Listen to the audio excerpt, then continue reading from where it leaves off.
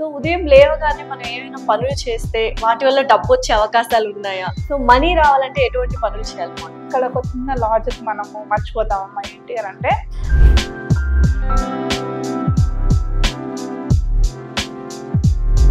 చాలా బాగా కష్టపడుతూ ఉంటారు. మార్నింగ్, ఈవినింగ్, తర్వాత నైట్ తేడా లేకుండా కష్టపడుతుంటారు. కానీ వాళ్ళ దగ్గర డబ్బు మిగలట్లేదు, డబ్బు ఉండట్లేదు, వెళ్ళిపోతుంది, ఏదో రూపంలో ఖర్చు అయిపోతుంది. అలాంటి వాళ్ళు మనీ అట్రాక్ట్ చేయాలి అంటే ఏం చేయాలి? మనకు అందరికీ తెలుసు, చిన్నప్పటి నుంచి చెప్తా ఉంటారు, లక్ష్మీ సరస్వతి అందరు ఇక్కడే ఉంటారు మనకి. కాబట్టి వాళ్ళని గౌరీ మాత అందరు ఇక్కడే ఉంటారు. కాబట్టి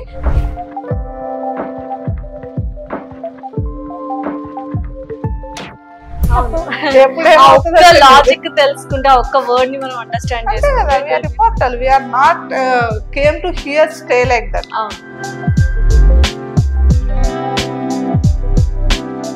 హాయ్, హలో, నమస్తే, వెల్కమ్ టు అవర్ ఛానల్. ప్రస్తుతం మనతో పాటు స్టూడియోలో ఉన్నారు law of attraction coach Geetha Rani గారు. నమస్కారం అండి. నమస్తే.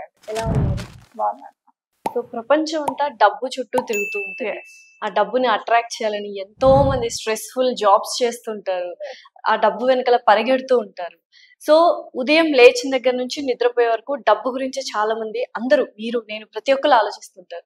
సో ఉదయం లేవగానే మనం ఏమైనా పనులు చేస్తే వాటి వల్ల డబ్బు వచ్చే అవకాశాలు ఉన్నాయా? ఎందుకంటే మామూలుగా మోటివేషనల్ స్పీకర్స్ వీళ్ళందరూ లేచి నీ బెడ్ నువ్వు చక్కగా సర్దుకుని తలస్నానం చేస్తే అప్పటి నుంచి నీ డే పాజిటివ్ గా స్టార్ట్ అవుతుంది. సో మనీ రావాలంటే ఎటువంటి పనులు చేయాలి? మనీ రావాలంటే మీరు ఇందాక మీరు అన్నట్టుగా ప్రతి ఒక్కరం వీఆర్ థింకింగ్ అబౌట్ మనీ. మనం మనీ గురించి ఆలోచిస్తూ ఉంటాం. And people say that, people అని కాదు, మనకు తెలిసిన విషయం ఏంటంటే కోటి విద్యలు కూటి కొరకి. కరెక్ట్ కదా. Finally it is money only. అంతే. Okay, finally all about money only. మనకు ఏం పని చేస్తున్నావు అని అడిగినప్పుడు ఏమంటారంటే ఎంత వస్తుంది అని అడుగుతారు వెంటనే. ఏం పని చేస్తున్నావు, ఆ తర్వాత ఎంత వస్తాయి, అదే అన్నమాట సిచ్యువేషన్. అంటే మనం మనీతోనే, that is the fuel of our life. కాబట్టి మనం దానిపైన కాన్సన్ట్రేట్ చేయడంలో తప్పులేదు. అయితే ఇంకొక సింపుల్ లాజిక్ అండ్ లా మనం గుర్తుపెట్టుకోవాల్సింది ఏంటిదంటే, మనము పని చేస్తే కష్టపడితే మనీ వస్తుంది అని అనుకుంటాం కదా. కానీ పని చేస్తే వస్తుంది అనేది ఎంత వాస్తవమో, సంతోషంగా ఉంటే వస్తుంది మనీ. యాక్చువల్గా మనీ ఉంటే హ్యాపీగా ఉంటాము అని అనుకుంటాం కదా, కానీ హ్యాపీగా ఉంటేనే మనీని అట్రాక్ట్ చేయగలుగుతాం. సో యూజువల్ గా అంటే డిప్రెషన్ అలా ఉన్నా అసలు నెగటివ్ ఎనర్జీని అట్రాక్ట్ చేస్తాం. ఆబ్వియస్లీ పాజిటివ్ గా ఉన్నప్పుడు మనం పాజిటివ్ ఎనర్జీని అట్రాక్ట్ చేస్తాం. We have to be happy. మనకి సబ్ కాన్షియస్ మైండ్ ఎలాంటిదంటే, చిన్న పిల్లలు అంటే ఒక చిన్న బేబీ, ఒక 1 year బేబీని ముందర కూర్చోబెట్టుకొని without any reason if we cry, మనం ఏడ్చినాం అనుకోండి, దే విల్ క్రై సింప్లీ కదా. తల్లి ఏడవగానే బిడ్డ ఏడుస్తుంది అని చెప్తారు. చాలా వీడియోస్ కూడా చూస్తాము. కాబట్టి ఆ 1 year బేబీ ఎలా ఉంటుందో మన సబ్ కాన్షియస్ మైండ్ కూడా అలాగే ఉంటుంది. మనం యాక్ట్ చేసినా కూడా దానికి తెలియదు. కాబట్టి it's records hour action. Just it's records hour action అన్నమాట. కాబట్టి ట్రై టు బీ హ్యాపీ. మనకి అందరికి అన్ని, చాలా మందికి చాలా ప్రాబ్లమ్స్ ఉంటాయి. ప్రాబ్లం లేని లైఫ్ ఏది ఉండదు. Let it be Ambani, Adani, ఎవరైనా సరే they will have their own problems. వాళ్ళకు వాళ్ళ సమస్యలు ఉన్నాయి. కాబట్టి కానీ they will follow some certain rules and laws. They know consciously they will follow. వాళ్ళు అలా చేస్తారు కాబట్టి they can attract more money. అలా మనం పొద్దున్న లేవగానే మనం సింపుల్ గా మనం చేయాల్సింది ఏంటిది అంటే కనుక, స్క్రాప్ అంతా తీసేయాలి. మన తల్లో ఉన్న చెత్తా చెదారం అని అనుకుంటాం కదా. First we have to segregate, ఏది మంచి ఏది చెడు. ఓకేనా. ఏది మంచి ఏది చెడు అనే విషయం మనకు తెలుసుకొని దాన్ని సెగ్రిగేట్ చేసేసుకొని ఆ చెడుని తీసేసేసి మంచి పైన మనం ఫోకస్ చేయాలి. What is bad, what is scrap means ఈ నెగటివ్ థాట్స్, కాదు, లేదు, నా వల్ల కాదు, నేను ఇంతే, ఇదొకటి. ఇంకొక టైప్ ఆఫ్ స్క్రాప్ ఏంటి అంటే, వాళ్ళు బాగుపడ్డారు, వీళ్ళు బాగుపడ్డారు అని ఏడవడం. కంపారిజన్స్ అండ్ సింప్లీ ఏడవడం. ఒకరి పైన ఈర్ష, కుళ్ళు, కుత్రలు, ఏడవడాలు, అలా అన్నమాట. మళ్ళీ ఇంకొకటి ఏంటంటే సెల్ఫ్ విక్టిమ్. మనల్ని మనం తక్కువ చేసుకోవడం. నేను చేయలేనేమో, నేను ఇంతేనేమో, నా వల్ల కాదేమో, నా కెపాసిటీ ఇంతే, అలా మనల్ని మనం తక్కువ చేసేసుకోవడం. తర్వాత ఇంకొకటి ఏంటంటే డిస్రెస్పెక్ట్, ఎవరిని రెస్పెక్ట్ చేయకపోవడం. ఇవన్నీ కూడా స్క్రాప్ అన్నమాట.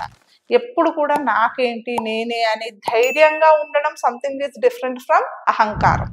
అహంకారంగా ఉండడానికి ధైర్యంగా ఉండడానికి తేడా మనకు తెలిసి ఉండాలన్నమాట. ధైర్యంగా ఉండడం అనేది ఇట్ ఈస్ సజెస్టెడ్ ఉండొచ్చు, మనం ధైర్యంగా ఉండొచ్చు. అట్లా అని అహంకారంతో ఉండొద్దు, నేనే తోపుని నాకేమి ఎదురేం లేదు అనే అహంకారం కూడా మనకు పనికిరాదు. ఎందుకంటే సంథింగ్ ఈస్ లుకింగ్ ఆఫ్టర్ అస్.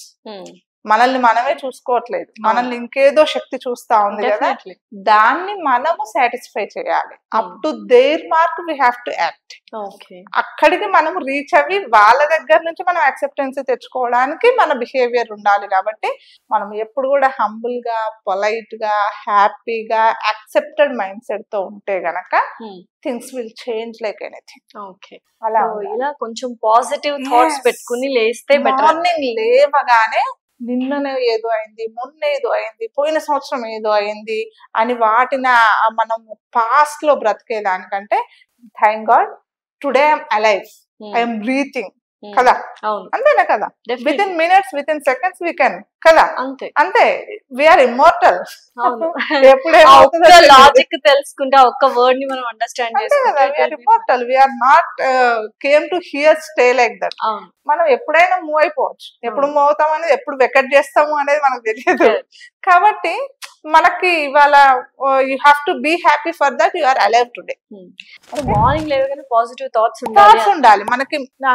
మనం లేవగానే పొద్దున ఏం చేసుకోవాలి, అమ్మాయి భగవంతుడు ఇవాళ లేచానా, ఇవాళ నేను చూడగలుగుతున్నా, ఇవాళ నేను శ్వాస తీసుకోగలుగుతున్నా, ఈ రోజు నా అకౌంట్ లో ఉంది, ఈ రోజు నాకుంది అని చెప్పేసి అలా హ్యాపీగా ఒక చిన్న స్మైల్ తో, ఒక ఓవర్వెల్మింగ్ అంటారు కదా, హ్యాపీనెస్ తో మనం లేచి కూర్చొని ఒకసారి మన చేతుల్ని ఇలా చూసేసుకుంటే, మనకు అందరికీ తెలుసు, చిన్నప్పటి నుంచి చెప్తా ఉంటారు, లక్ష్మీ సరస్వతి అందరు ఇక్కడే ఉంటారు మనకి, కాబట్టి వాళ్ళని గౌరీ మాత అందరు ఇక్కడే ఉంటారు. కాబట్టి వాళ్ళ ముగ్గురిని చూసుకొని నమస్కారం చేసేసుకొని, భగవంతుడా ఇవాళ నా డే ఏంటి అని దాని గురించి ప్లాన్ చేసుకోండి.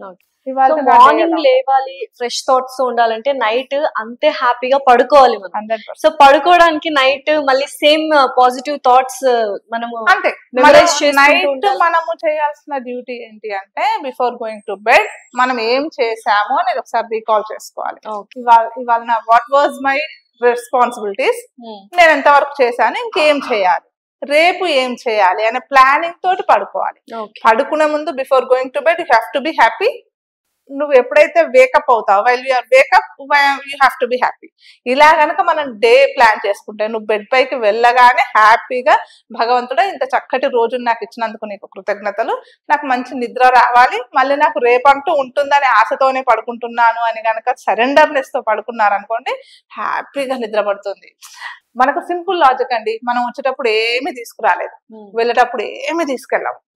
మరి ఎక్కువ సంపాదిస్తే ఫ్రీజర్ లో పెట్టి 3 రోజులు ఉంచుతారు, తక్కువ సంపాదిస్తే 1 గంటలో 2 గంటలో తీసేస్తారు.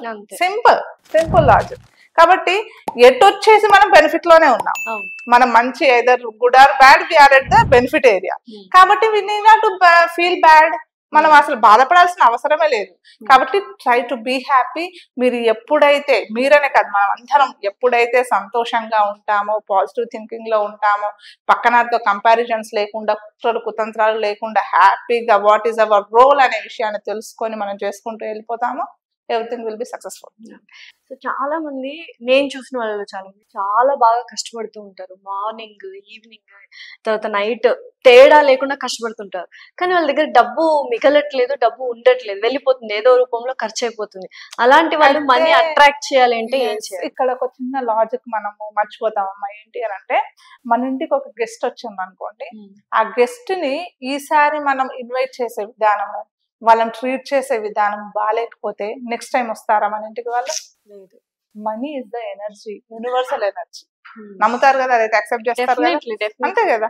మనీకి, మన మనిషికే ఇంత సిస్టమ్ పనిచేస్తా ఉంటే, ఆ యూనివర్సల్ ఎనర్జీకి ఎంత సిస్టమ్ పనిచేస్తా ఉంటది. కాబట్టి ఆ ఎప్పుడైతే మన దగ్గర ఉన్న మనీని మనం రెస్పెక్ట్ చేయడం స్టార్ట్ చేస్తామో, ప్రాపర్ గా యూజ్ చేయడం స్టార్ట్ చేస్తాము, ఒక మంచి కాజ్ కోసం యూజ్ చేయడానికి మనం ట్రై చేస్తాము, అప్పుడు ఆ ఎనర్జీ అనేది సాటిస్ఫై అవుతుంది.